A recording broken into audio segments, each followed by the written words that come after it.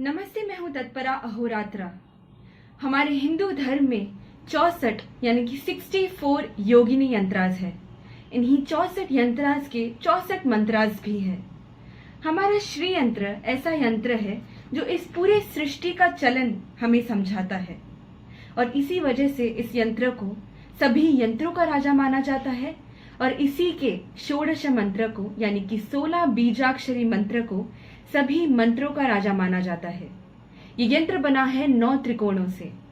ऊपर की दिशा में जाने वाले 4 त्रिकोण जो है 1, 2, 3, 4 ये पुरुष भाग कहलाते हैं और नीचे की दिशा में जाने वाले 5 त्रिकोण जो है 1, 2, 3, 4 और 5 ये स्त्री भाग कहलाते हैं। इन 5 त्रिकोणों में से एक त्रिकोण स्त्री के गर्भाशय को दर्शाता है और ये 9 त्रिकोण एक बच्चे के गर्भाशय में बिताए गए 9 महीनों के बारे में हमें समझाते हैं। आज हम श्री विष्णु के 10 अवतारों को एक अलग नजरिए से देखेंगे। तो आइए जानते हैं इन 10 अवतारों के बारे में। वेद की रक्षा करने आया वही मत्स्य अवतार है। पहले महीने गर्भ में रहता मछली का आकार है। सभी देवों को अमर बनाए वही कूर्म अवतार है। दूसरे महीने गर्भ में रहता कछुए का आकार है। जिसने किया इस पृथ्वी का उद्धार वही है वराह अवतार। तीसरे महीने गर्भ में रहता विशाल सर और छोटे शरीर का आकार है। जिसने हिरण्यकशिपु का विनाश किया वही नरसिंह अवतार है। चौथे महीने गर्भ में रहता सिंह का आकार है। जिसने बलि को पैर से रौंदा वही वामन अवतार है। 5वें महीने गर्भ में रहता नन्हे से विष्णु का आकार है। जो दुष्टों का नाश करने के लिए जन्मा था वही परशुराम अवतार है।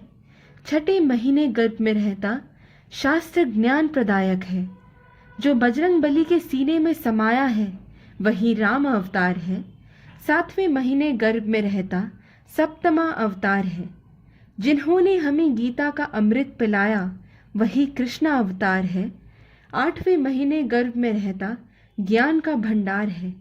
राग और द्वेष को नाश करने आए वही बुद्ध अवतार है। 9वें महीने गर्भ में रहते ध्यान मग्न हुए बच्चे का आकार है। फिर 10वें महीने पेट से बाहर घोड़े पे सवार हुए आता है कल्कि का अवतार। कहते हैं कल्कि अवतार का जन्म इस युग में होगा और इसी वजह से इस युग को कलियुगा का नाम दिया गया है। हमारे वैदिक शास्त्रों के हिसाब से कलियुगा में 4,32,000 वर्ष है। कलियुगा को 2 से गुणा करने पर बनता है द्वापर युगा। द्वापरा का मतलब है 2 या दूसरा। द्वापर युगा में होते हैं 8,64,000 वर्ष। कलियुगा को 3 से गुणा करने पर बनता है त्रेता युगा। त्रेता का मतलब है 3 या तीसरा। त्रेता युगा में होते हैं 12,96,000 वर्ष। कलयुगा को 4 से गुणा करने पर बनता है कृतयुगा। कृता का मतलब है 4 या चौथा।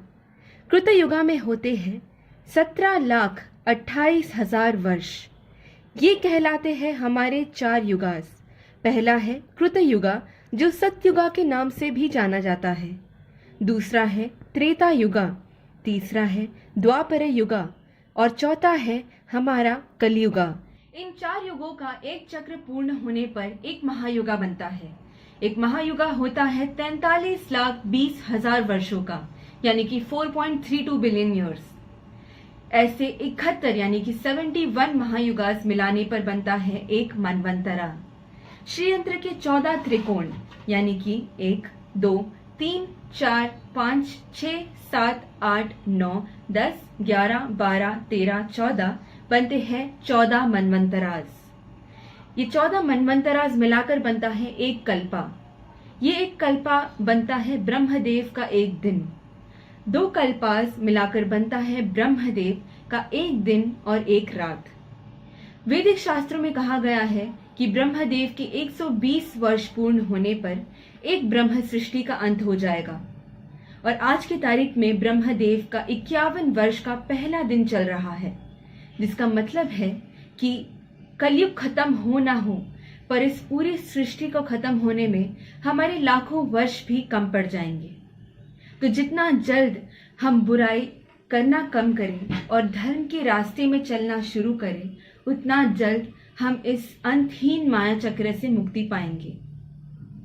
धन्यवाद।